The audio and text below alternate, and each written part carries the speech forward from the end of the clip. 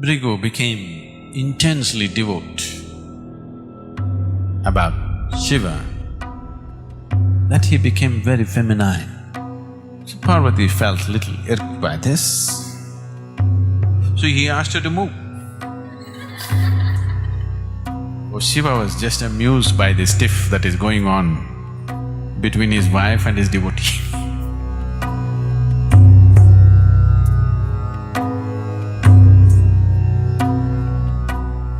If you are not aware of this already, Shiva in yoga is seen as not as a god, but as the Adi Yogi. That means he's the first yogi. And the Adi Guru, that means the first guru. And today, yoga as a science, yoga as a system, yoga as a technology for inner well-being is available to us only because of the feminine play. That is, Parvati compelled him to teach. By himself, he would have never done that. So because he became the first guru, naturally he developed disciples and devotees. Of the first 7 disciples that he taught yoga to, who are known as Saptarishis, of these Saptarishis, the whole of southern mysticism has come from Agastya Muni. He is everything to us here because everything that we know is from him. He was Shiva's direct disciple. Another disciple was Bhrigu.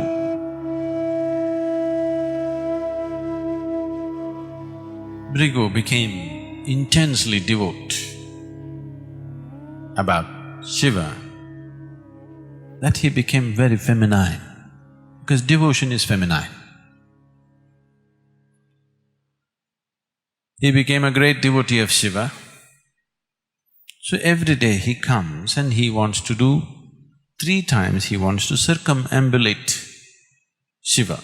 That means he wants to do pradakshina 3 times. He doesn't start his day without doing that. And Parvati is right here. By now she is also a fully enlightened being. But he ignores her completely and he goes only around Shiva, never around both of them. So Parvati felt little irked by this. So one day, she sat close to him. Then Bhrigu came and there was no way to go around Shiva without going around Parvati, so he asked her to move. This is the way of a devotee. They are not logical people, very feminine.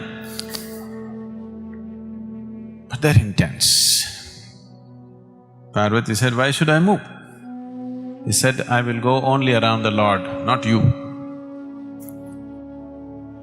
Bhrigu saw there was not enough space for him to go around Shiva alone, so he converted himself into a mouse and went around Shiva alone, ignoring Parvati or excluding Parvati from the circumambulation.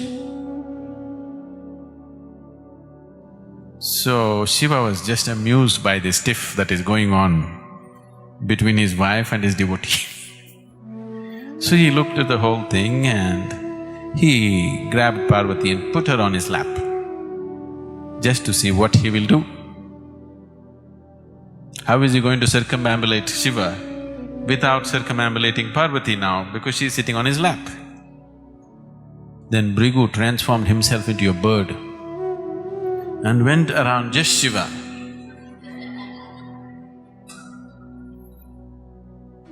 Then Shiva was completely amused by this devotion, very pleased and also amused by the way the devotee is expressing himself and the way Parvati is getting fired up because of this discrimination. So Shiva said, "Okay, let's see what you will do." And he just merged her into a part of himself.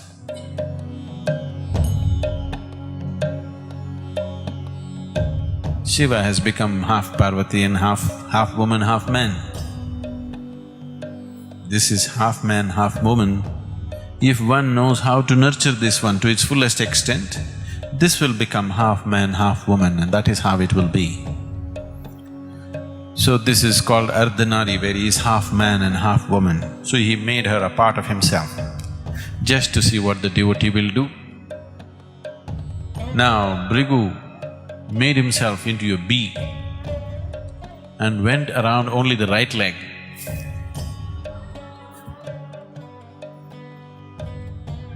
So Shiva and Parvati, both of them laughed and they said, "This is not a man. He's too feminine. What he's dedicated to is everything to him. He's blind to everything else." So he just buzzed around the right leg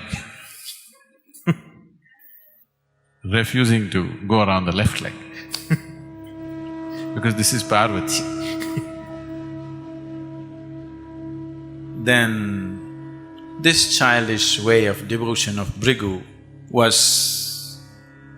amusing and nice, but at the same time, Shiva did not want Bhrigu to be lost in his devotion and miss the ultimate nature of the existence.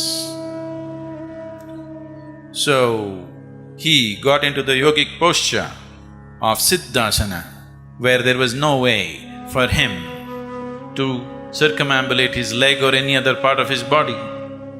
If he has to do it, he has to do it for both these principles of feminine and masculine.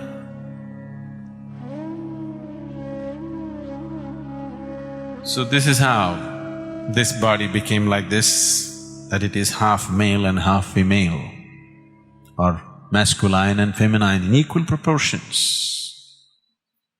If one knows how to nurture this one, both will be fully active and alive in every human being.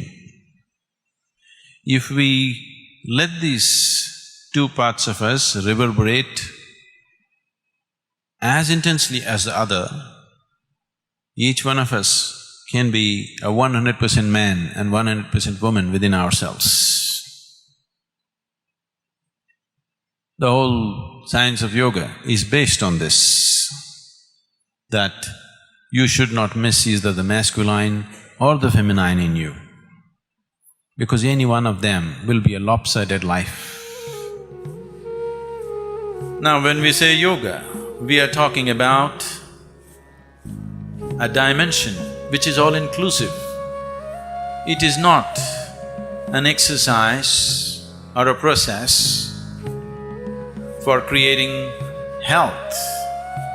It is about ultimate well-being of the human being, in which you cannot exclude any aspect of life.